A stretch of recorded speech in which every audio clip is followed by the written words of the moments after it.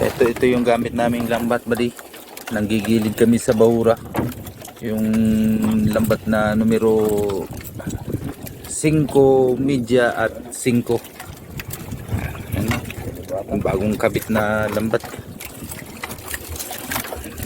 Ayan. Nagsunod po. Nagsunod pa. Bait lang. Ang laki na to. Pampahan. Ang laki. Oh, yun. Ang laki nito. Laki. Ang laki. Yan lang rin. Ayun. Ang laki niya. Ang laki. Ampahan.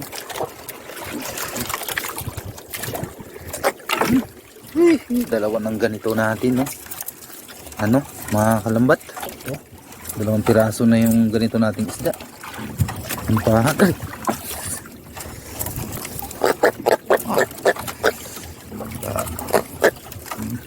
Lapis na naman. Ayos ah. Ayun, mas malaki ito.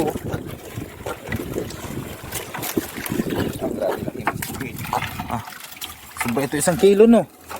Oh. 1 kilo nga to. Sobra. Malaki.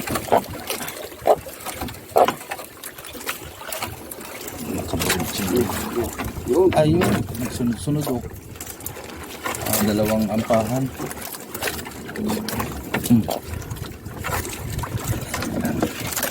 Malalaki yung huli naming isda, good size dahil nga malalaki yung mata ng lambat namin. 5 media, mayroong 5. Yung 100 mata, inati sa 3. Kaya malalaki yung huli naming isda. Tapos lagi kami nanggigilid sa bahura. Ayun, lapis na naman, no? Lapis na naman. Chak!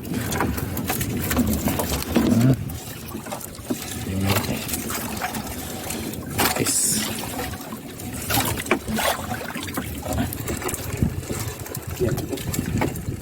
Ayun, ayun. Ayun. Yan. Ang lalaki niyan, ampahan. Huy! Laki.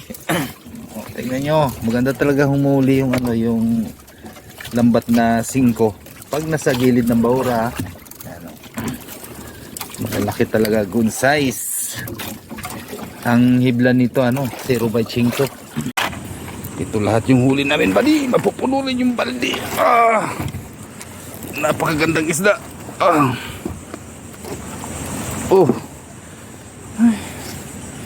may tatanggalin pa yung pagi. Magandang klase ng isda, oh. Uy! Salamat sa blessings. Talaga paghuli sa 5 ay good size.